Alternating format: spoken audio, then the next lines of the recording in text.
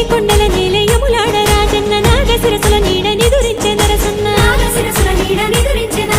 గంగ పొంగి తాగే భద్రాద్రి రామన్న శ్రీశైల శిఖరాన భ్రమరాంబ మల్లన్న బతుకమ్మ నీ జోల పాటలిని ముక్కోటి దేవుళ్ళు పరవశాన మునిగిపోతుంటే